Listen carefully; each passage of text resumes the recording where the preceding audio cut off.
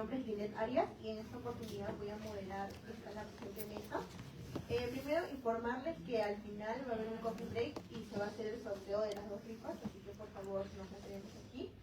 Bueno, yo les voy a presentar la mesa respecto al 7º libro del Código Civil, Responsabilidad Civil. Respecto a esta mesa, quiero comentarles que actualmente es un tema, una institución que se suele hablar bastante, pero como sabemos el derecho tiene que ir a la par de la sociedad y la responsabilidad civil en estos últimos años está abarcando muchas más problemáticas en la sociedad. Por lo tanto, de ahí su importancia de su estudio, ¿no?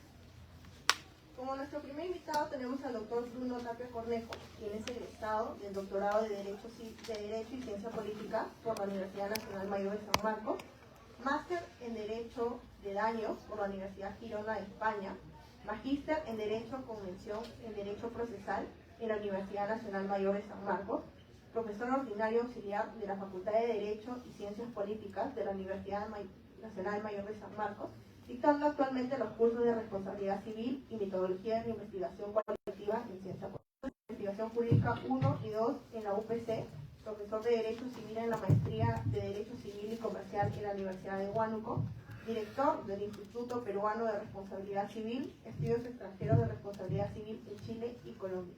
Asimismo, autor de diversos libros sobre responsabilidad civil y artículos en revistas universitarias.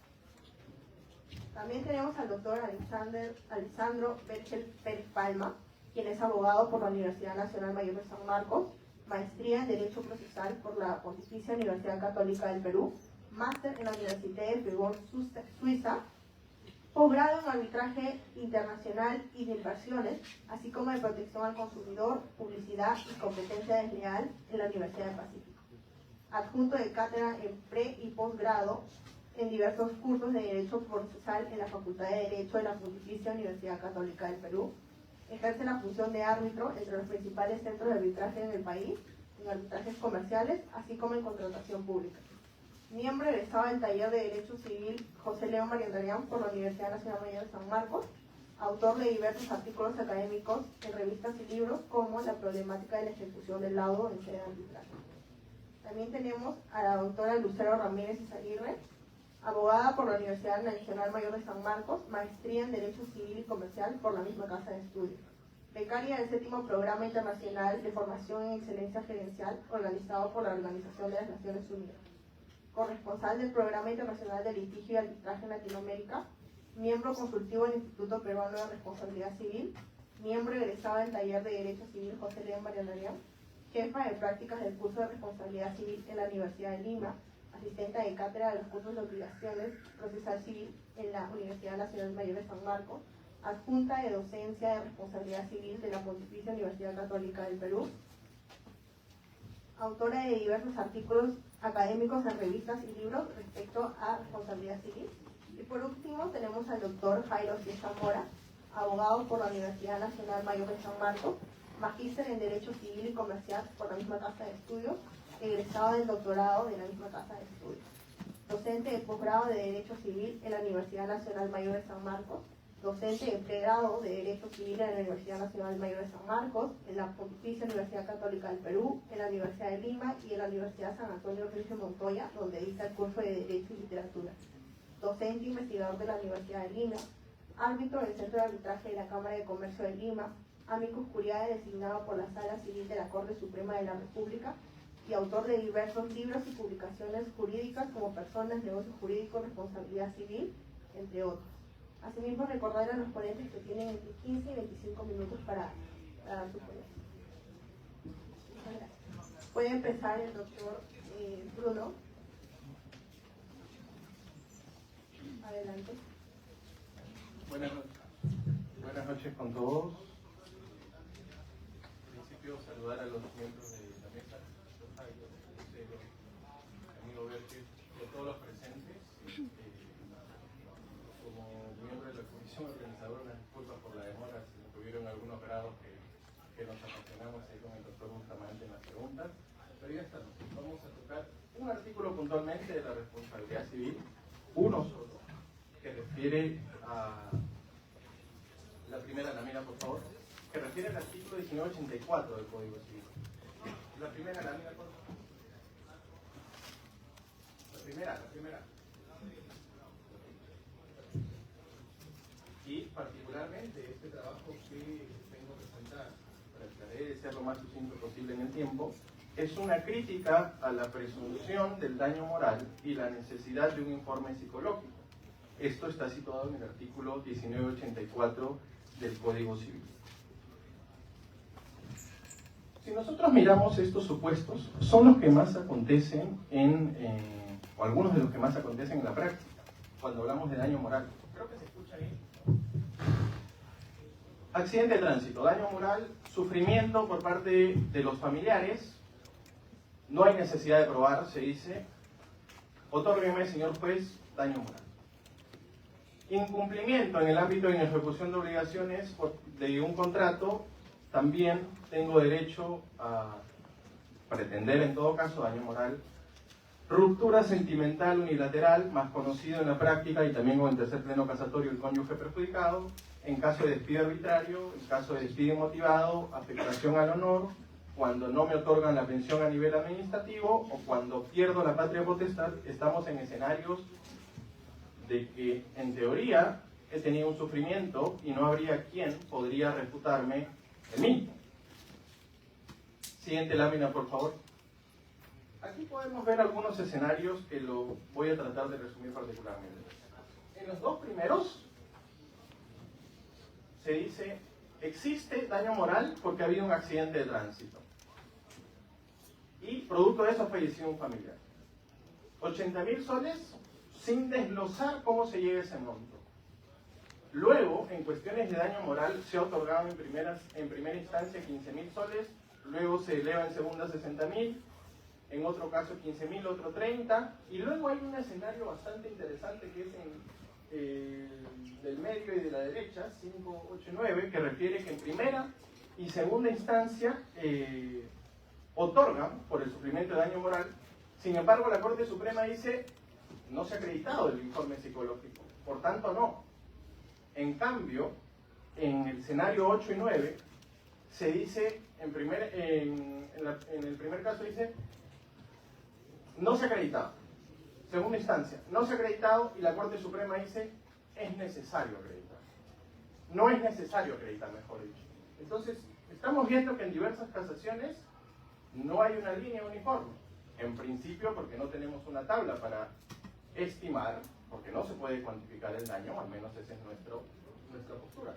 Luego ha habido una evolución en los plenos jurisdiccionales, porque en el 97 se decía, no se requiere prueba, y ya en el pleno, en Chiclayo, si mal no recuerdo, en 2018 se ha dicho, se puede exigir medio de prueba para acreditar el daño moral. Siguiente lámina, por favor.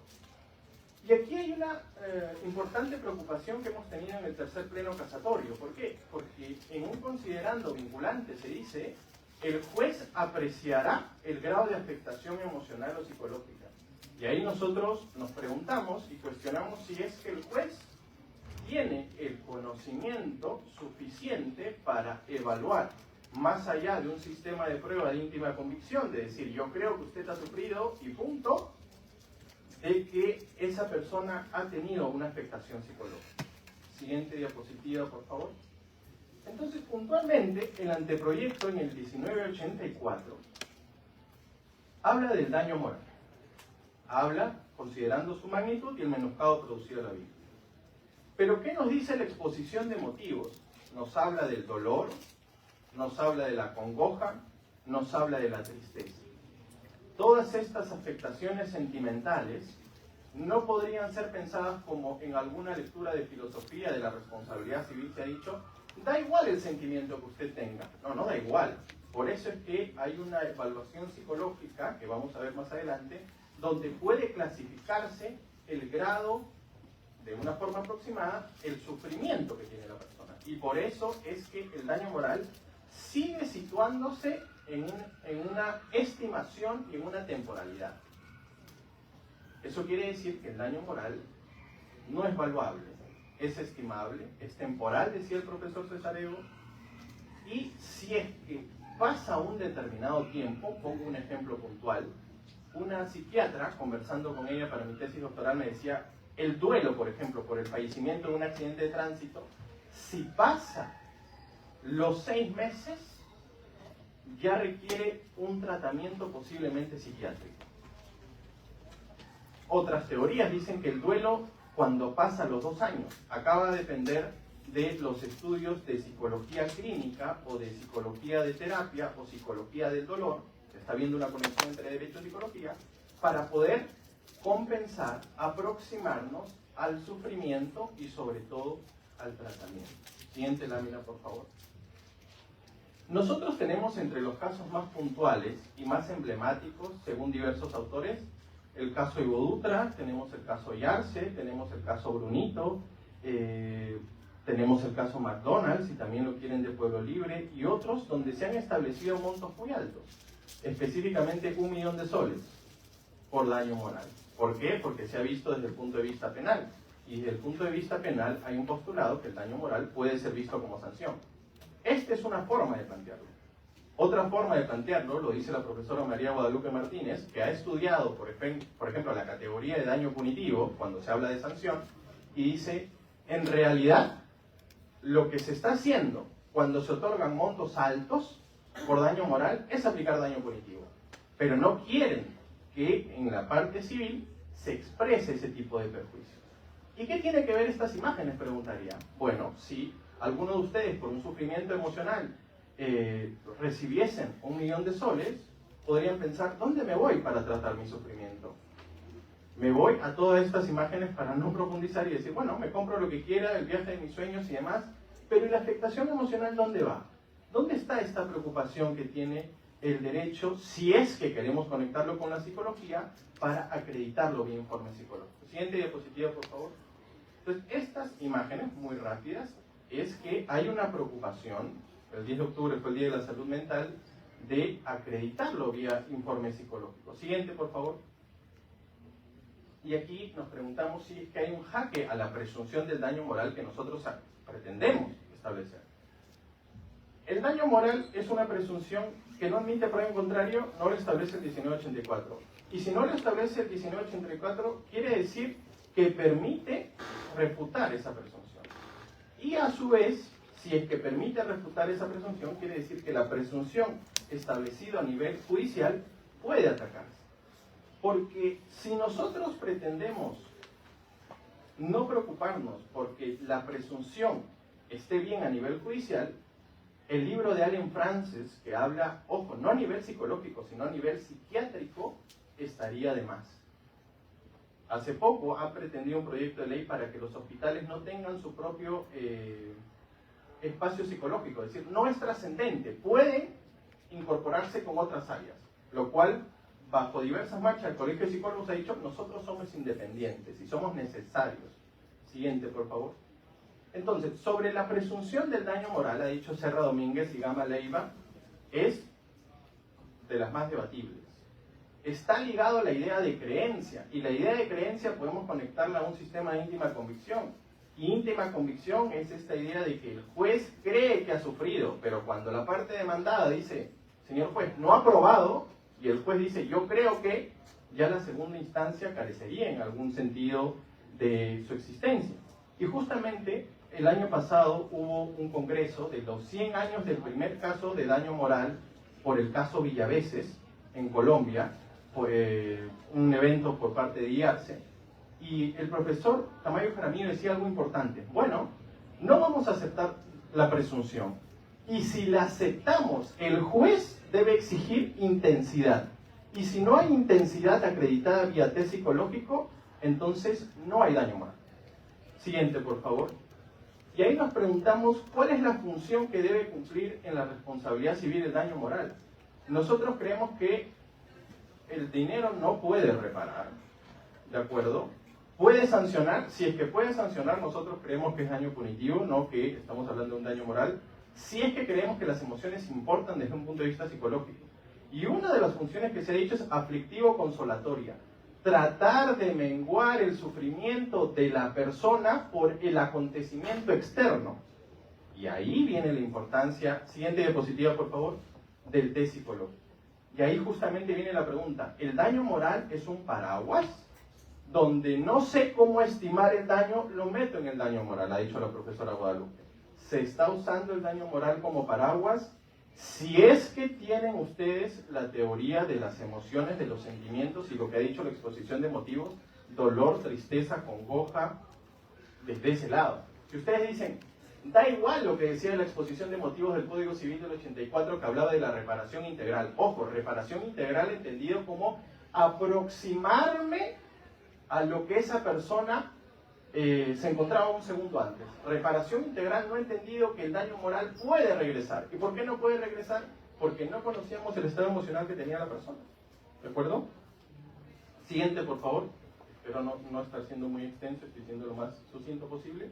Y ahí viene un aspecto que es importante. Conversando con un psiquiatra del Darko Herrera, me decía, a ver, este tema del daño moral que pretendes, tienes que entender que en el ámbito de la psicología y la psiquiatría hay grupos, y esto me pareció muy importante para la exposición de hoy, porque decía, mira, primero, desde la psicología hay un grado de prevención.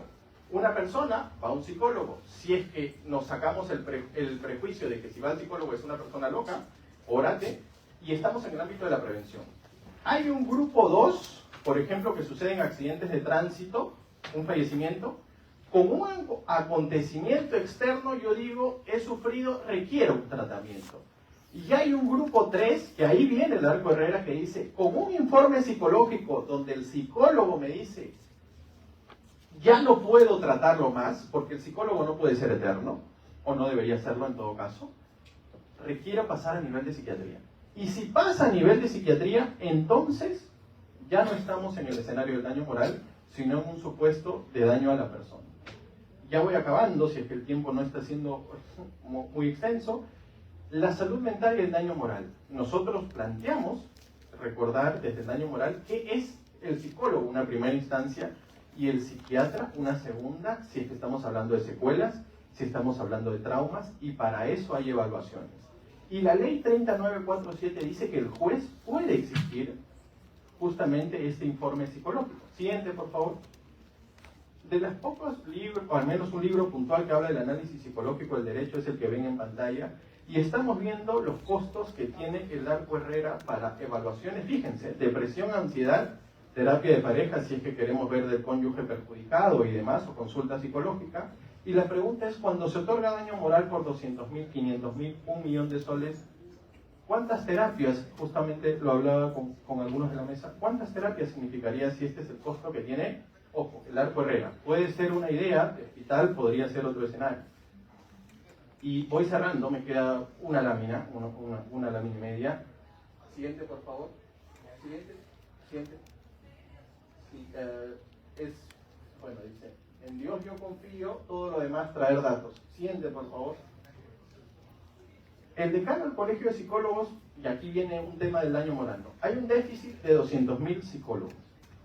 Ha dicho que de los 33 millones de peruanos, al menos 20 millones necesitarían en algún momento atención psicológica. Y hay un estigma de la salud mental. Y fíjense las evaluaciones psicológicas que ha dicho la jefa de Departamento de Psicología del Hospital Carrión. Hay evaluación especializada en cuestiones metabólicas, en evaluaciones oncológicas, trastornos alimenticios, adicciones y demás. Fíjense el grado de ansiedad dicho por el vicedecano de la Universidad Cayetano Heredia, que ha aumentado con la pandemia, de 60 a 70 a 160%. Siguiente, por favor, no más de un minuto. Y ahí viene nuestra propuesta. El daño moral no se debe presumir, debiendo acreditarse desde nuestra humilde posición bajo un informe, una pericia psicológica que acrediten el menoscabo emocional. Y por último, la siguiente, que es solamente una imagen, que creemos que por salud mental, si es que esto importa y las imágenes que estamos viendo importan, no debemos suponer un sufrimiento porque el dinero simplemente nos hará distraernos, pero luego regresaremos a nuestro dolor. Gracias y disculpen si me extendí el tiempo.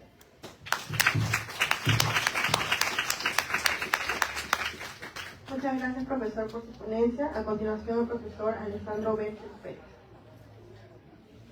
Muchas gracias. En principio, agradecer a la organización. Siempre para mí es una alegría estar en mi alma mater, la Universidad de San Marcos. Se me pidió hablar, se me invitó a esta mesa de responsabilidad civil, y yo en este momento me encuentro más en el campo académico vinculado al derecho procesal y arbitral.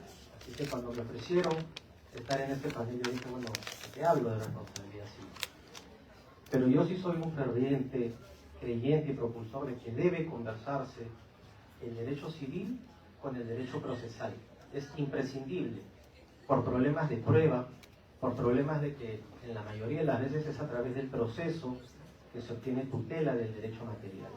Es a través de una pretensión que se va a formular en el marco del proceso para poder ver satisfecha una determinada situación jurídica. Y es por eso que decidí hablar sobre un tema casi no tocado, casi no tratado, pero del cual derivan obligaciones de resarcimiento o de obligaciones o responsabilidad civil, que es el denominado abuso del proceso, ¿no? Y para esto me referiré, dado que este es un evento vinculado a la propuesta de modificaciones del Código Civil, a un artículo respecto al cual no se propone ninguna modificación, ¿no? Que es el artículo 1982 del Código Civil, que se refiere a la responsabilidad por denuncia calumniosa. Al final de mi exposición daré las razones por las cuales creería que debería darse una aproximación distinta a este artículo, que no lo cuestiono en función de establecer una responsabilidad para este tipo específico de situación como es la presentación de una denuncia calumniosa, pero sí creería que debería establecerse, dado que ya se está estableciendo un supuesto de responsabilidad especial, una responsabilidad más amplia, que abarque otros supuestos, porque no solamente la denuncia calumniosa puede ser antijurídica, ni tampoco solo la denuncia calumniosa puede generar daños, sobre todo atendiendo a nuestra realidad social. Es importante nutrirse de la doctrina extranjera, pero siempre atendiendo a que esta no puede ser simplemente importada como si fuera un producto empaquetado y que pueda ser aplicada y vaya a tener los mismos efectos que tienen en otros países por sus propios contextos sociales, políticos, económicos y la forma en cómo la gente actúa en litigio, la forma en cómo los abogados actúan en litigio, porque bueno, cada país tiene sus propios mecanismos. Y para eso comencemos por el inicio, ¿no? El abuso del proceso viene del abuso del derecho en general, ¿no? Y el abuso del derecho, a su vez, se dice, porque finalmente en el derecho todo siempre se puede debatir, deriva de la cláusula general de la buena fe. Pero el abuso del derecho es una reacción al formalismo. Un derecho subjetivo, una situación jurídica de ventaja, no puede ser ejercida sin límites, porque vivimos en sociedad. Y es esta reacción al formalismo que hace de que se puedan imponer determinados límites en situaciones específicas. Y el abuso del derecho nace evidentemente del derecho material, luego se extiende al derecho procesal. Y se señala de que las primeras situaciones en las cuales se trajo a colación cuestiones vinculadas al abuso del derecho eran en temas vinculados a la propiedad, ¿no? Específicamente en cuestiones de vecindad. Los vecinos se pelean, los vecinos no se quieren, ¿no? Los llamados actos de emulación, es decir, cuando mi vecino no me llevo con él y realizo determinados actos en apariencia y formalmente legítimos, pero que terminan afectando la esfera jurídica, patrimonial o extrapatrimonial ajena, sin una razón válida y específicamente sin que a la persona que está ejecutando o que está ejerciendo su derecho le reporte algún beneficio. Ejemplos clásicos en el libro del profesor Cesarego menciona un caso francés en el cual una persona en su terreno utilizaba, parece que globos aerostáticos, y la otra persona construyó determinadas unas púas que no le reportaban ningún beneficio, porque no es que hacía pole dance, y lo que hacían era destruir estos globos aerostáticos. La persona propietaria y titular del derecho de propiedad estaba ejerciendo su derecho, pero estaba ejerciendo su derecho de forma ilegítima, porque su única finalidad era generarle un daño antijurídico a otra persona, ¿no? Porque claro, yo en ejercicio de mi derecho puedo generar un daño, pero es un daño que no es sancionado por el derecho.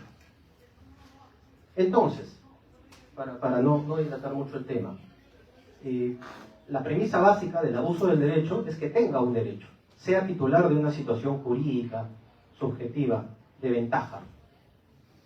Si yo no tengo un derecho y ocasiono un daño a otra persona, no estoy abusando de ningún derecho, estoy haciendo una actividad ilícita, ¿no? ¿Y cómo se evalúa si efectivamente estoy realizando un abuso del derecho? Bueno, se tiene que atender, lamentablemente es una institución muy amplia, a las circunstancias fácticas. Se ha aplicado el abuso de derecho más allá de las fronteras del derecho a propiedad. En el Perú se ha aplicado, por ejemplo, al derecho concursal. En procedimientos concursales se aplica cuando los acreedores mayoritarios, ejerciendo derechos, o sea, acreedores mayoritarios, ocasionan un perjuicio ilegítimo a los acreedores minoritarios. En el derecho de la competencia se sanciona la llamada sham litigation, que es una especie de abuso del proceso, pero que vulnera las normas de libre competencia. Y otras situaciones. Ahora, ¿cómo puedo yo determinar de que el ejercicio legítimo, de que el ejercicio de un derecho es abusivo? Nuevamente se han establecido diversas propuestas, ¿no? Los alemanes hablan de que la finalidad del ejercicio del derecho no sea la finalidad que corresponde a ese ejercicio, sino una finalidad distinta y que vaya en contra de los fines sociales y económicos de esa sociedad concreta, ¿no? O más general, que vaya en contra de las reglas de la buena fe en el caso concreto. Como toda institución es difícil definirla, pero podemos establecer determinados requisitos. Como dije, una premisa, que se tenga un derecho subjetivo. Otra premisa, que se afecte una esfera jurídica ajena. Que exista la intención, esto también se discute, si finalmente debe haber una aproximación objetiva o subjetiva, de ocasionar un perjuicio abusivo, un perjuicio antijurídico a otra parte y que sea ajeno a los fines sociales y económicos en la sociedad concreta en la cual se está produciendo este abuso. Y también se señala, y con esto yo concuerdo, de que no exista otro mecanismo de tutela, dado que el abuso del derecho debería ser residual. Si yo tengo un mecanismo de tutela específico, no necesito por qué recurrir a el abuso del derecho. Las tutelas referidas al abuso del derecho, bueno, están reguladas en el artículo 2 del título preliminar. Se propone en esta propuesta de cambio de mejoras de reformas del Código Civil el artículo 2A, y en el cual se establece, se incluye el literal 2, en el cual señala que frente a la amenaza o materialización de un acto abusivo, el afectado podrá reclamar la indemnización, tutela resarcitoria, la inhibición, tutela inhibitoria, cese, remoción de la conducta o la nulidad e ineficacia del acto. La nulidad e ineficacia no nos importa en este momento. Y con eso nosotros tenemos de que frente a un acto abusivo podemos actuar incluso ante la amenaza, durante la ejecución del acto abusivo y ex post, es decir, los daños que generen esos daños abusivos. Y desde el punto de vista procesal, el artículo 685 del Código Procesal Civil establece en la parte relativa a las medidas cautelares que cuando la demanda versa sobre el ejercicio abusivo de un derecho, puede el juez dictar las medidas indispensables para evitar la consumación de un perjuicio irreparable, es decir, tutela inhibitoria o cuando la conducta ya se esté produciendo. Es decir, el artículo o la propuesta de modificación o de inclusión en el título preliminar del Código Civil entendería que va acorde con lo que ya el Código Procesal Civil había tutelado. El Código Procesal Civil reconocía expresamente el abuso del derecho y brindaba una tutela específica. Y hay que diferenciar el abuso del derecho del fraude a la ley, que por cuestiones de tiempo no me voy a referir. Y centrémonos en el abuso del proceso, porque ya se me está agotando el tiempo. Como ustedes saben, luego, a fines del siglo XIX, el derecho procesal se separa científicamente del derecho material. Y en la actualidad ya es una disciplina jurídica autónoma. Y como tal, ustedes ya saben de que no solamente existen situaciones jurídicas subjetivas sustanciales, sino también situaciones jurídicas subjetivas procesales. Existen derechos procesales. Los derechos procesales también son abstractos. Yo tengo el derecho de acción, tengo el derecho de defensa, tengo el derecho al contradictorio, etc. Es decir, existen derechos vinculados al derecho procesal y no al derecho sustancial, que obviamente se deben al derecho material, porque es a través del proceso que se satisfacen las tutelas de las situaciones jurídicas. Y estas situaciones jurídicas procesales pueden ser objeto de abuso como el derecho material. Yo puedo mal ejercer mi derecho de acción para fines distintos a conseguir la tutela, a conseguir los fines que el ordenamiento prevé, solucionar un conflicto o una incertidumbre jurídica. Y obviamente esto va en contra del principio general de buena fe. Y es en esa línea que se puede producir el abuso del proceso, es decir, que el proceso como tal resulte de un acto abusivo, o el abuso de actos procesales, porque si bien el proceso no puede ser abusivo, determinados actos procesales pueden calificar como actos abusivos. Y es por eso que hay que atender a la finalidad que persigue la parte que inicia el proceso. Y en la doctrina han pasado desapercibidos esta regulación sobre responsabilidad por abuso del proceso que está estipulada en los artículos 4 y 110 del Código Procesal Civil. Y el artículo 4 establece que existe responsabilidad en caso de ejercicio irregular o arbitrario del derecho de acción, y si nos referimos al artículo 110 y 112, lo desarrolla. Establece que están sujetos a responsabilidad no solo la parte, sino sus abogados, sus apoderados, los terceros legitimados, frente a actuaciones procesales temerarias o de mala fe. Y el artículo 112 desarrolla supuestos de temeridad y de mala fe. ¿Y qué supuestos podríamos encontrar de abuso del proceso? Iniciar un proceso con la única finalidad de perjudicar a un tercero. Se presentan, y esto se ha debatido en Italia, los llamados small claims. Si yo tengo una deuda de $1 millón y con el afán de crearte mayor carga, en vez de iniciarte un solo proceso, te inicio 100 procesos distintos distribuyendo la deuda, ¿no? Que mi única finalidad sea crearte un proceso judicial porque estás en un proceso de fusión y te va a afectar en el due diligence, te va a crear una condición económica desfavorable, ¿no? O te puede crear una condición económica desfavorable en los estados financieros o contables. Y también, y esto lo dice el artículo 110 del Código Procesal, que también se puede realizar un ejercicio abusivo del derecho de defensa, como por ejemplo cuestiones vinculadas a alargar el proceso indebidamente, plantear el mismo medio de defensa en distintas etapas del proceso, presentar medios de prueba que requieran de actuación cuando puedo presentar medios de prueba que no requieran de actuación, etc. Ahora, evidentemente esto se tiene que evaluar en el caso concreto.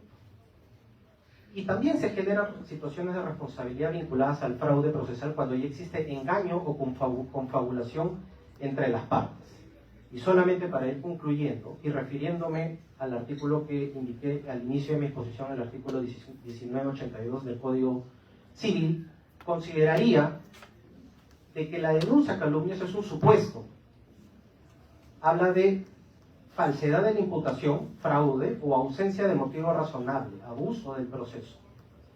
Consideraría de que no son los únicos supuestos y debería existir una regulación amplia que se sancione y se establezca qué responsabilidad por abuso del proceso y por fraude del mismo, especialmente cuando en nuestra sociedad lamentablemente tenemos prácticas que requieran y que necesitan ser debidamente resarcidas y debidamente desincentivadas. Espero no haberme pasado el plazo y no haberlos aburrido. Muchas gracias. Muchas gracias por su ponencia, profesora Alessandra. A continuación le doy pase a la doctora Lucero Ramírez.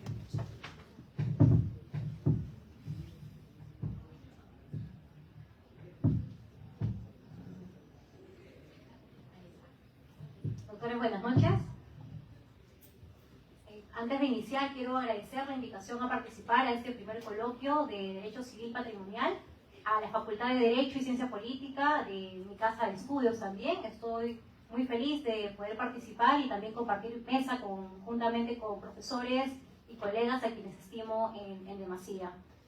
En esta oportunidad me gustaría poder compartir con ustedes ciertas críticas y reflexiones en torno a la responsabilidad civil y también estudiar cómo será el porvenir de la responsabilidad civil en lo que viene, en estos próximos años. Y para poder desarrollarlo me gustaría que ingresemos precisamente a los pronunciamientos judiciales peruanos, puesto que la normativa del Código Civil finalmente aterriza en este campo, en este Código Civil que de repente ustedes también tienen en la mano. Es este código el que finalmente nosotros utilizamos y empleamos para poder resolver las controversias.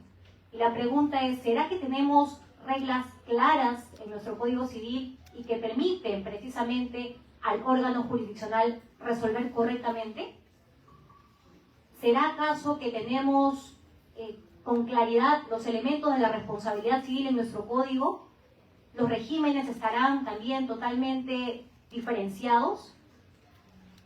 Estas respuestas, por ejemplo, las podemos ubicar en los pronunciamientos judiciales en el Perú. Doctores, el porvenir de la responsabilidad civil, y particularmente la normativa, presenta o tiende a una evolución legislativa. Pero no solamente ello, sino que si nosotros revisamos precisamente los pronunciamientos judiciales, vamos a ver que los pronunciamientos van un paso delante de la normativa. Con los pronunciamientos se pretende resolver interpretaciones de las normas jurídicas que quizás no están claras, se pretende también llenar vacíos legales. Si nosotros revisamos la Constitución Política del Perú, doctores, y específicamente el artículo 139, numeral 8, ustedes van a advertir que los jueces de la causa pueden revisar los principios generales del derecho, el derecho consuetudinario. Y si nosotros revisamos el artículo 146, numeral 1 de la Constitución Política del Perú, ustedes van a poder advertir que nuestros magistrados están sujetos a la Constitución y a la ley. En este artículo de la Constitución no se señala que nuestros jueces tienen que observar la jurisprudencia. ¿Qué significa eso, doctores? ¿En el Perú la jurisprudencia es fuente de derecho? En otros sistemas jurídicos donde la jurisprudencia sí es fuente de derecho, los jueces tendrán que resolver, tendrán que buscar que se uniformicen los pronunciamientos, tendrán que observarlos. Y si inclusive en el caso existiese quizás alguna suerte de apartamiento, tendrán que señalarlo también. Pero en el caso peruano, doctores, el artículo que les he mencionado no hace alusión a la jurisprudencia como fuente de derecho. Y es por ello que, lamentablemente también en nuestro sistema, vamos a ver pronunciamientos judiciales donde se interpreta una misma norma jurídica y se resuelve totalmente diferente. Y esto, doctores, también pasa en el campo de la responsabilidad civil. Y pasa también en demasía. Por ejemplo, doctores, a propósito de las definiciones de daño moral y daño a la persona. Si a uno de ustedes se les consulta qué es el daño moral y el daño a la persona, la respuesta no va a ser unívoca. Va a depender de la posición que ustedes adopten. Si ustedes consideran quizás que el daño moral es el género y que quizás el daño a la persona es una especie, o a la inversa, si el daño a la persona es el género y el daño moral está incorporado dentro del daño a la persona, e inclusive la categoría del daño al proyecto de vida, que estoy segura que muchos de ustedes la han escuchado. Yo les pregunto, ¿esta categoría se encuentra inmersa en el Código Civil peruano? ¿La pueden ubicar en la responsabilidad civil por inejecución de las obligaciones o en la responsabilidad civil extracontractual de nuestro Código Civil? Y la respuesta es negativa. No la ubicamos. Entonces, ¿dónde nace esta categoría o esta voz de daño, que propiamente, doctores, es un criterio de cuantificación de daño, del daño a la persona, para ser específicos. Esto nace en lo que denominaríamos la jurisprudencia peruana. Como les digo, propiamente pronunciamientos judiciales. Es allí donde podemos encontrar el daño al proyecto de vida. Ojo que también el daño al proyecto de vida ha sido mencionado en la Corte Interamericana de Derechos Humanos, también, en el caso Loaiza, lo han mencionado. Pero en el Perú, doctores, en el Código Civil del 84 y particularmente en el artículo 1985 del Código Civil, ustedes van a poder advertir que se inserta allí la voz del daño a la persona, en el ámbito extracontractual, doctores.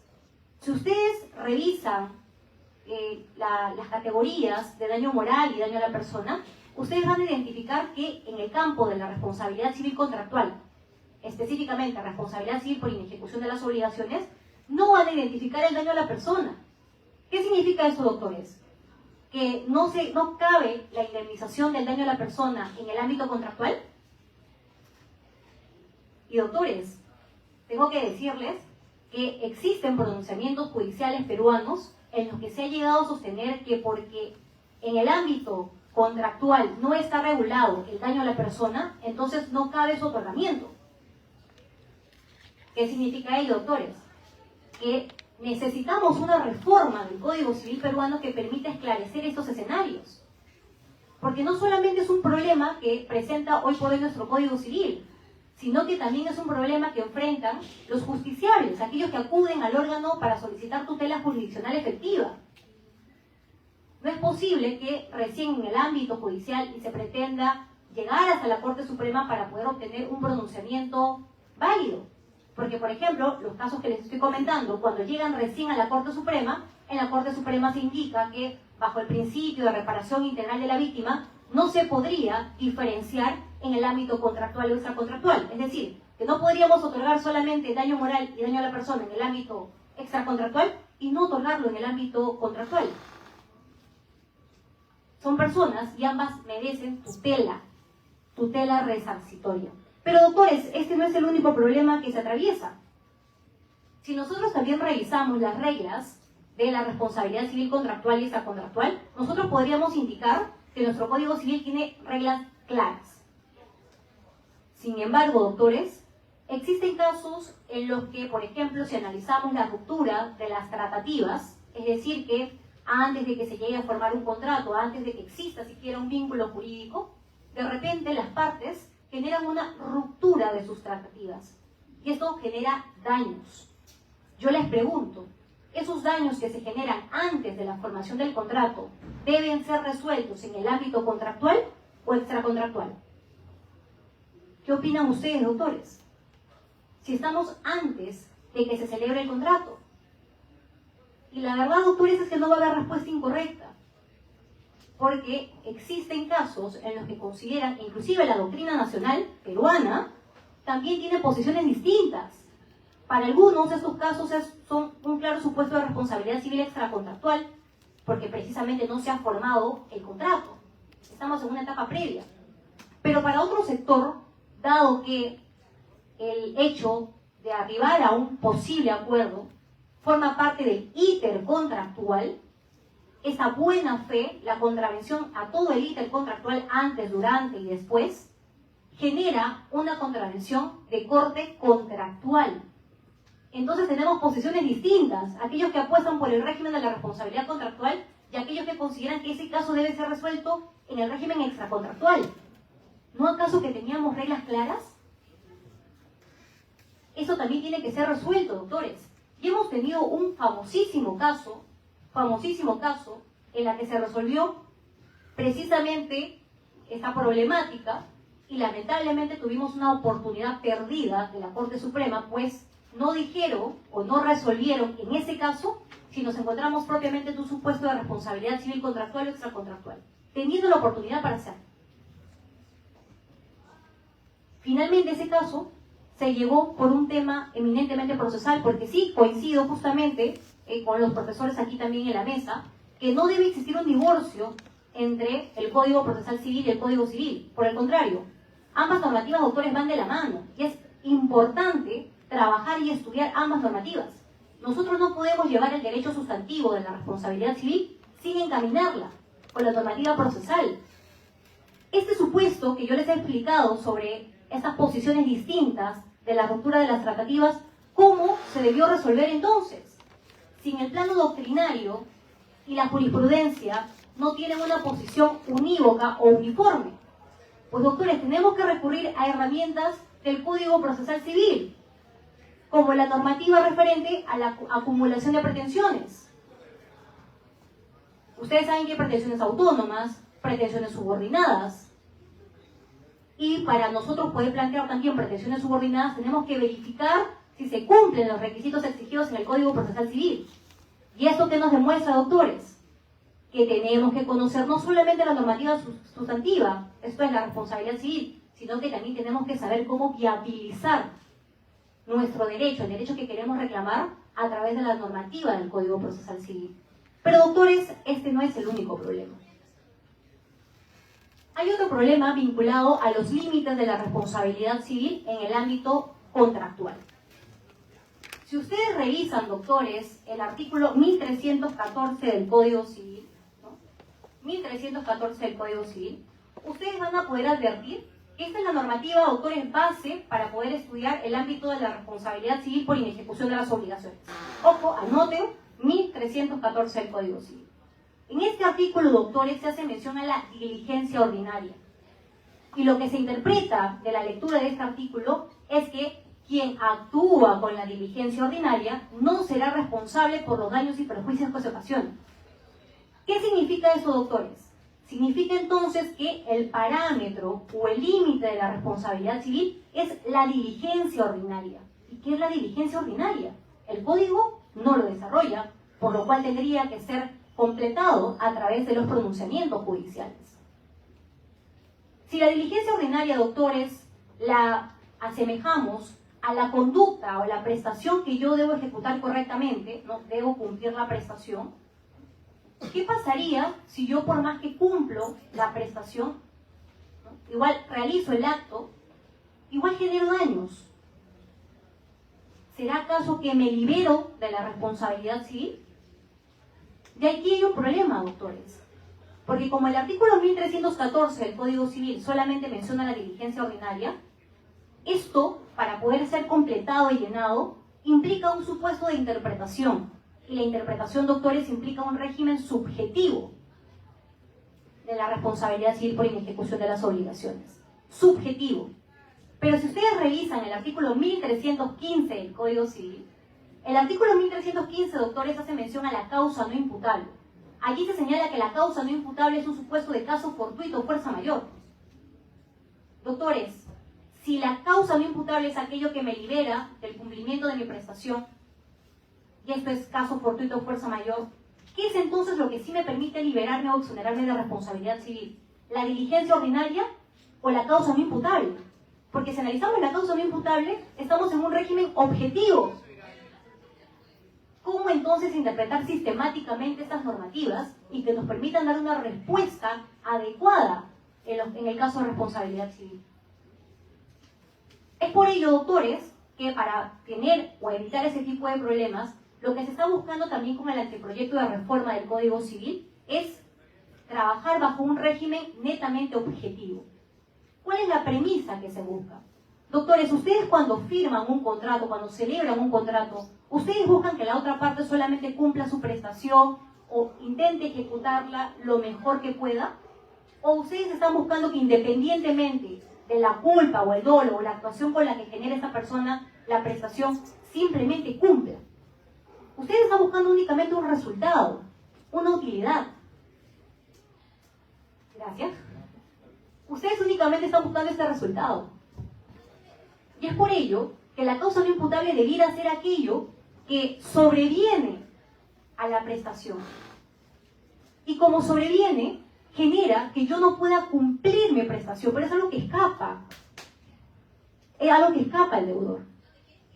Ahora bien, también es importante tener en cuenta, doctores, que se han generado problemas también en torno al artículo 1315, porque si ustedes lo revisan de manera expresa, solamente se indica que causa no imputable es un supuesto de caso fortuito o fuerza mayor. Y podría generarse la impresión de que solamente nos libera el caso fortuito de la fuerza mayor y no el hecho determinante de tercero o no el hecho de la propia víctima. Sin embargo, nuevamente, es el pronunciamiento o los pronunciamientos judiciales los que nos dan respuesta o una solución a esta problemática. Ya a través de los pronunciamientos he indicado que se debe entender caso fortuito o fuerza mayor no solamente como ese mismo escenario, sino también como hecho determinante de tercero y hecho de la propia víctima. Tan es así que en el anteproyecto de reforma del Código Civil ya no solamente se limita la causa no imputable a esos supuestos indicados hoy por hoy en el artículo 1315, sino que ya se señala de manera expresa que causa no imputable es caso fortuito, fuerza mayor, hecho determinante de tercero, hecho de la propia víctima, con lo cual no vamos a tener ningún problema al momento de resolver los casos.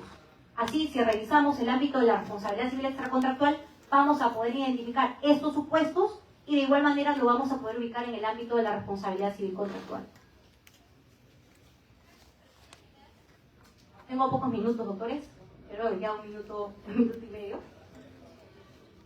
Y me gustaría también, doctores, hacer mención a lo siguiente. El artículo 1971 en el ámbito de la responsabilidad civil extracontractual es una normativa que también busca ser modificada. Este artículo hace mención a los supuestos de irresponsabilidad, los supuestos en los cuales una persona no va a responder. Ejercicio regular de un derecho, que a propósito hace unos momentos se mencionaba con el estudio del abuso del derecho. El estado de necesidad, la legítima defensa. Pero, doctores, esta normativa ha sido mal interpretada para sostener que la antijuridicidad es un elemento de la responsabilidad civil. Y esto es totalmente incorrecto. Esto no es lo que se desprende de nuestro Código Civil. Sin embargo, en los pronunciamientos judiciales se analizan en los elementos de la responsabilidad civil a la conducta antijurídica. Tan es así que si ustedes no la desarrollan en su demanda, probablemente el juez rechace la misma. Este artículo 1971 del Código Civil, doctores, menciona hoy por hoy estos tres supuestos y pareciera desprenderse que si yo actúo en el ejercicio regular de un derecho, entonces no voy a responder. Y esto es incorrecto. Ya hay también en una tesis en sede nacional del profesor Héctor Campos que hace mención a los actos lícitos dañosos, actos que regularmente en el ejercicio regular de un derecho también pueden generar daños, que ponen en evidencia que la conducta antijurídica no es propiamente un elemento de la responsabilidad civil, pero eso se desprende de la lectura de nuestro Código Civil.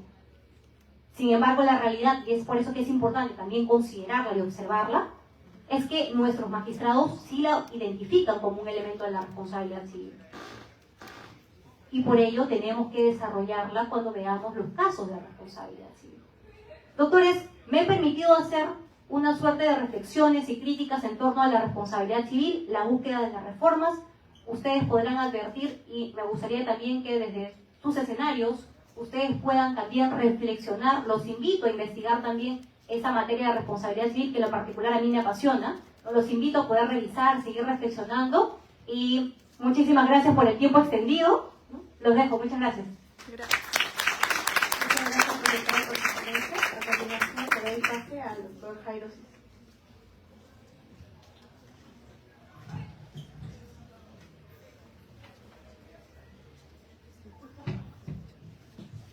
Buenas noches. En primer lugar, un agradecimiento a la Facultad de Derecho de la Universidad de San Marcos, mi facultad, a su decano, el doctor Víctor Toro Llanos, y a Carlos Tamani, que entiendo ha estado a la cabeza de la organización de este evento, ¿no? De la misma manera, las personas que apoyan siempre en la realización de los eventos, y por supuesto a ustedes, ¿no?, que están hoy día presentes en esta reunión para conversar algo sobre el Código Civil y las propuestas de modificación.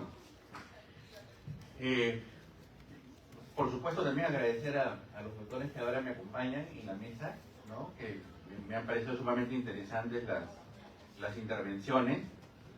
Bueno, yo también me quiero referir, ¿no es cierto?, quizás a un punto, ¿no?, al punto que me vincula un poquito más en las intervenciones a lo que dijo Bruno, ¿no?, al tema de la investigación que él está haciendo sobre el daño moral.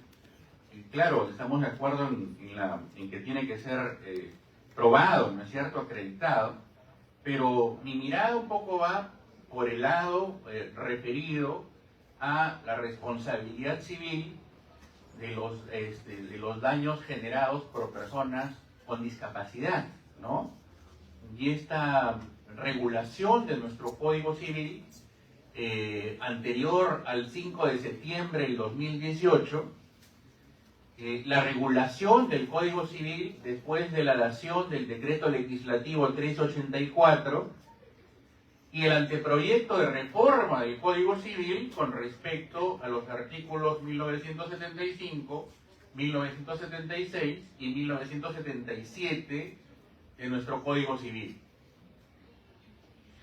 En primer lugar, ¿no es cierto?, ¿qué decía el artículo 1975 de nuestro Código Civil antes de la reforma?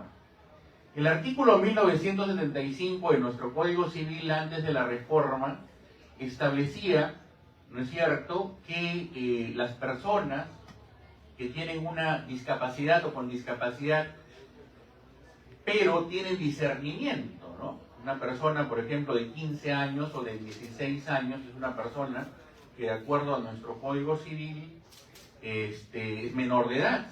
Sin embargo, eso no significa que no pueda generar daños. De hecho, los genera, ¿no? Hemos visto un montón de casos, ¿no? Se me vienen a la cabeza, por ejemplo, ahorita estos casos del Colegio San George, en donde estos chicos utilizaban las caras de sus amigas del colegio de 14 o 15 años, le ponían otro cuerpo y las ponían en situaciones sexuales, ¿no? Y eso lo vendían a 30 o 40 soles. Entonces estaban vulnerando el derecho a la imagen, pero también el derecho al honor y otros derechos subjetivos de sus compañeras. Pero quienes realizaban los actos dañosos, en este caso son menores de edad, pero menores de edad de 15 o 16 años. Por lo tanto, sí tienen discernimiento, ¿no es cierto? Entendido como la capacidad para discernir o para entender mejor o diferenciar lo bueno y lo malo, lo correcto y lo incorrecto, como dice Marcial Rubio, para generar conceptos abstractos, ¿no es cierto?, el discernimiento. Entonces, el artículo 1975, ¿no es cierto?, el artículo 1975 de nuestro Código Civil establecía que las personas con discapacidad o incapaces, decía, pero que tienen discernimiento, responderán por los daños y perjuicios que generen. De la misma manera, esa persona, el incapaz con discernimiento, tiene pues un representante legal, ¿no?, que se da a través de las instituciones de amparo familiar, como son la patria potestad, eventualmente la tutela o la curatela. Entonces respondía también al representante legal, ¿no?, el representante legal. Y esta era una responsabilidad solidaria, ¿no?, entre la persona, el autor directo, llamémoslo así, la persona con discapacidad, con discernimiento, y el representante legal. Esa, digamos, es que era la forma, el artículo 1975, vinculada también a la referencia del Código Civil Italiano de 1942, ¿no?, que hablaba en ese caso también de la responsabilidad civil de las personas que no tienen capacidad de entender y de querer. Fíjense que el discernimiento es un tema central, un tema fundamental, ¿no es cierto?, para establecer los criterios o ejercer el juicio de responsabilidad civil. El artículo 1976 del Código Civil, antes del 5 de septiembre del 2018, establece o establecía que aquellas personas, ¿no es cierto?, incapaces, pero que carecen de discernimiento, ¿no?, que al mismo tiempo carecen de discernimiento, no responden civilmente, ¿no es cierto?, no responden civilmente. Hay un tema ahí a evaluar sobre la imputabilidad o la capacidad de imputación, ¿no? No responden porque casualmente carecen de discernimiento. Y aquí un poco introduzco el tema del que Bruno habló, ¿no? Este escenario tan complejo de las enfermedades mentales, ¿no? Él ha investigado, por ejemplo, y ha hecho algunas averiguaciones en un hospital icónico, ¿no?, el hospital Víctor Larco Herrera. Alguna vez también para un trabajo reciente investigué algunos temas vinculados a Don Julio Delgado, que fue uno de los referentes importantes del Larco Herrera, o el profesor Emilio Baltizán, que fue otro de los referentes importantes del Víctor Larco Herrera, ¿no?, a raíz de los temas de discapacidad mental. Entonces, esas personas no pueden responder, no responden, carecen de discernimiento, no se les puede atribuir responsabilidad. Responde, de acuerdo a lo que señalaba el 1976 anterior, responde el representante legal, ¿no es cierto? El padre, el tutor, el curador, ¿no es cierto? Entonces, eso se establecía en el 1976.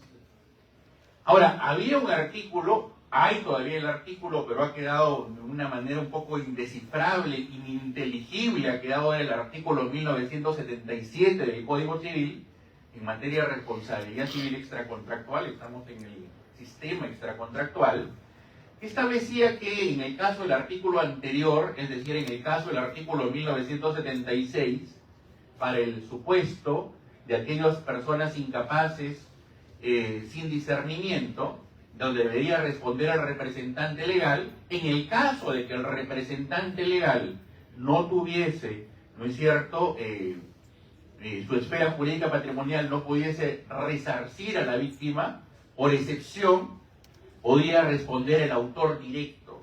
¿Y quién es el autor directo? El incapaz sin discernimiento, o sea, podía responder al autor directo y afectarse su patrimonio. Entonces, él podía resarcir a la víctima, ¿no?, cuando el patrimonio del representante legal no alcance para resarcir a la víctima. Ese era, digamos, el trípode de la responsabilidad civil, ¿no es cierto?, de las personas incapaces, con discernimiento, sin discernimiento, ¿no?, reguladas en nuestro Código Civil. A raíz del decreto legislativo 384, ¿no?, que es un decreto legislativo muy importante que ustedes deben tener en cuenta, ¿no? Veo acá caras muy jóvenes, 16, 17, 18, hasta los 20, entonces probablemente no lleven aún responsabilidad civil. De repente, ¿no? De repente, es mi impresión, la impresión que tengo de verlos, ¿ah? Entonces, como les comentaba, ¿no?, el tema en cuanto al decreto legislativo 384 es muy importante que lo tomen en cuenta, porque es un decreto legislativo, pero también en materia de contratos, ¿no es cierto? Entonces, es una categoría, la capacidad que ha sido modificada en el 2018, que de alguna manera se ha reflejado, ¿no es cierto?, en una serie de libros de nuestro Código Civil. Por eso la importancia de que estudien lo que se decía antes y las modificatorias a partir del decreto legislativo 384. Solamente para que tengan una idea, ustedes que veo que de repente han llevado personas naturales aparentemente, ¿no? Para que tengan una idea, esto tiene como base o como sustento una convención, ¿no es cierto? La Convención Internacional para Personas con Discapacidad. De lo único que voy a decir, que esta convención influyó para nuestra Ley General para Personas con Discapacidad y ha influido para la modificación de nuestro Código Civil por el Decreto Legislativo 384. ¿Qué cambió esta convención o qué orientó a las personas que habían sido, o los países o estados que habían sido adscritos, digamos? ¿Qué es lo que se cambió fundamentalmente? El cambio de un sistema de representación, ¿no es cierto?, o sustitución de voluntad, a un cambio de un sistema social o un sistema llamado, en la exposición de motivos de la convención, llamado de solidaridad. Entonces, ese es el tema central. Ahora, en función a ese artículo 12, sobre todo de la convención, se fueron modificando, fueron variando situaciones. Y eso afectó, por supuesto, también al caso de nuestro artículo 1975 y 76 del Código Civil. Voy aterrizando un poco. Aparecieron los llamados sistemas de apoyos, los ajustes razonables y las salvaguardias que ustedes seguramente han estudiado. Ustedes que están en primeros años de la Facultad de Derecho. Entonces, el sistema de apoyo ya no era un representante, su categoría casualmente es distinta a la del representante. El sistema de apoyo es un colaborador, coadyuva con el sujeto con discapacidad para que pueda celebrar sus actos, negocios, ¿no es cierto?, sin perjudicarse.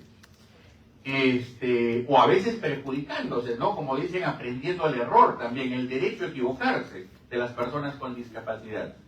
Bueno, pero a raíz de esa convención sale un ininteligible artículo 1976A de nuestro Código Civil que deroga el artículo que he mencionado, me refiero al artículo 1975 y 1976, que dice que ahora, como las personas con discapacidad son personas y con igual capacidad en función del artículo 42 que cualquier otra persona mayor de 18 años, que incluye a las personas con discapacidad, así éstas tengan sistemas de apoyos, ajustes razonables o salvaguardias, igual se incorporan, por lo tanto, pasan a tener el mismo estatus jurídico que una persona con capacidad plena de ejercicio. De hecho, lo son, en función del 42 del Código Civil.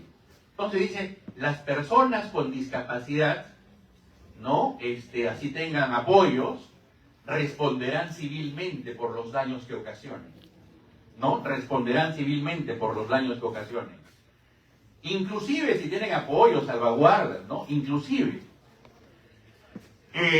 Por lo tanto, y si es que los apoyos, ¿no es cierto?, actúan de manera dolosa o culposa eventualmente, ya podrá repetir contra el apoyo, contra el colaborador. Repetir significa voltear y pedirle la restitución de lo que pagó cuando el apoyo ha actuado dolosa o culposamente. Pero lo importante es que el discapacitado, ¿no es cierto?, responde civilmente, indemniza, resarce, repara, ¿no? Entonces ahí hay un tema que no tiene sentido, porque si quitamos la categoría del discernimiento, y con esto quizás voy terminando, ¿no? Si quitamos la categoría del discernimiento, como una persona con un mal grave, un padecimiento mental grave, va a responder civilmente, como no lo permitía el artículo 1976 del Código Civil, que nos hablaba de las personas incapaces sin discernimiento, no pueden responder. Pienso yo, por ejemplo, en una persona que tiene una psicosis grave, ¿no? Me he estado leyendo últimamente a psiquiatras como tú, Bruno, para ver la inmensidad del mundo de la psicosis, ¿no? Es un mundo muy amplio para entender, y acá la importancia de la relación interdisciplinaria entre el derecho y la psiquiatría, como él ha mencionado, ¿no? Para entender estos casos. Una persona con una esquizofrenia grave, ¿no es cierto? Y dentro de la esquizofrenia hay una serie de matices y grises y grados, ¿no? Es un tema muy amplio. Dentro de la psicosis también están, por ejemplo, los trastornos bipolares. A eso me refiero, por ejemplo, en esta catalogación tradicional que es la de el diccionario de la psiquiatría norteamericana en su edición número 5, ¿no? Los trastornos bipolares, la psicosis, ¿no? Otro tipo de situaciones como las neurosis. Entonces, es un mundo muy amplio. Una persona con una esquizofrenia grave deberá responder civilmente por el daño que habría ocasionado si carece de discernimiento. Lo que pasa es que el código no distingue, no hace mención al discernimiento. Y ese es un grave error, ¿no es cierto? Y ese es un grave error. Al haber terminado o al haber extirpado de nuestro Código Civil el discernimiento como categoría jurídica, al haber haberlo derogado del artículo 43 de nuestro Código Civil. No tiene sentido. Es como si en el caso del Código Civil italiano, que es nuestro referente en este supuesto, extirparan, sacaran, derogaran la capacidad de entender y de querer. No sería imaginable eso. Sin embargo, eso ha pasado con nuestro Código Civil. Entonces, pienso, personas con una psicosis grave, ¿no? Personas con una alienación mental que han perdido su contacto con la realidad, ¿no? Inclusive personas que ya no tienen ninguna vinculación con sus pares, ¿no es cierto? No, ni siquiera aquellas personas que tienen, como decía Mauro Grondona, es un artículo muy bonito hace mucho tiempo, que tienen destellos de vitalidad, ¿no? De lucidez por partes, ¿no? Destellos de vitalidad. Entonces, esas personas pueden asumir tutela, el resarcimiento, tendrán que resarcir a potenciales víctimas. La respuesta es no. Sin embargo, de la lectura, por lo menos del artículo 1975, 76 y 77 de nuestro Código Civil, así lo establece. Así que el mundo de las discapacidades, que estaba en el artículo 43 y 44 del Código Civil, es un mundo a los cuales los invito a reflexionar, porque tienen que ver con una serie de casos, no solamente con la responsabilidad civil, sino también con el contrato, con la nulidad o anulabilidad de los contratos, ¿no es cierto? Y con otras situaciones que se presentan a lo largo de nuestra vida de relación. El artículo 43 ha dejado solamente a los menores de 18 años como incapaces absolutos. El artículo 44 mantiene a los ebrios habituales, los toxicómanos, los pródigos, los malos gestores, los interdictos, incorpora a las personas en estado de coma, los sujetos entre 16 y 18 años, pero saca a los dos más importantes, que es materia de la discusión de hoy día, tanto en la ponencia de Bruno como en la mía. Los dos más importantes son los llamados deteriorados mentales o retardados mentales, que pasan a ser sujetos con capacidad de ejercicio plena, y por lo tanto que pueden asumir, así como facultades, también obligaciones, ¿no? Y dentro de ellas, aquella tutela o aquella obligación de resarcir o deber, ¿no es cierto?, de resarcimiento. No tiene sentido tal como está regulado nuestro Código Civil ahora, ¿no? No tiene sentido. Entonces, ya el anteproyecto de reforma del Código Civil tenía una mirada más interesante, que no contravenía nuestros artículos derogados 75 y 76, y que se basa fundamentalmente en una experiencia, la experiencia italiana del régimen de asistencia, ¿no es cierto?, que es una experiencia italiana que en materia de discapacidad mental se dio a partir del año 2004 y que influenció en nuestros legisladores, ¿no es cierto?, que propusieron una reforma sin modificar los elementos centrales basados en el discernimiento para ver quién respondía y quién no respondía. ¿No es cierto?, si la persona que tenía discernimiento o la persona que no tenía discernimiento o su representante cuidador, nos dice la modificatoria o la propuesta legislativa del legislador del anteproyecto de reforma del Código Civil. Así que prefiero mucho la regulación anterior, prefiero todavía con una mejor manera, con un valor agregado, la legislación, ¿no es cierto?, o la propuesta del anteproyecto de reforma del Código Civil, y me encuentro absolutamente en desacuerdo, absolutamente en contra de la forma en cómo está regulado actualmente la responsabilidad civil generada o establecida por personas con incapacidad o con discapacidad, ¿no? Así que el mundo de la psiquiatría y el mundo del derecho se juntan. Termino invocando, por ejemplo, a personas con discapacidad o con esquizofrenia que ustedes han podido ver quizás en alguna película de cine. Me refiero, entre otras, a Una mente brillante, donde Nash aparece ahí, ¿no es cierto?, el ganador del Premio Nobel de Economía, pero al mismo tiempo tenía esquizofrenia. U otra película como Mejor Imposible, con Jack Nicholson, una película que tiene que ver con una persona que tiene el trastorno obsesivo compulsivo, ¿no es cierto? O películas de Chaplin, ¿no? Películas de Chaplin, como La Ciudad de las Luces, ¿no? Que también hablan de este tipo de discapacidad.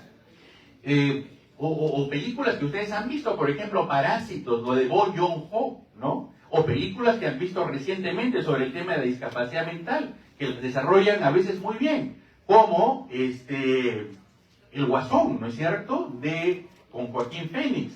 Entonces, sirven como instrumentos para motivarnos a estudiar de manera rigurosa el mundo de la responsabilidad civil y su vinculación con la psiquiatría. Así que termino con esas palabras, nuevamente muy contento de estar en mi casa de estudio. Yo, como ustedes, estuve hace 1000 años ahí sentado escuchando tantas veces a profesores, ¿no es cierto?, que nos motivaban a seguir estudiando el mundo del derecho civil y en particular en este caso el mundo de la responsabilidad civil. Muchas gracias. ponentes, siempre es un honor tenerlos aquí y están cordialmente invitados en otra oportunidad para que puedan seguir compartiendo sus conocimientos con nosotros. Muchas gracias a todos. Igualmente recordarle a los asistentes que al final tendremos un coffee break y asimismo será el sorteo de las 2 rifas, así que por favor quédense hasta el final.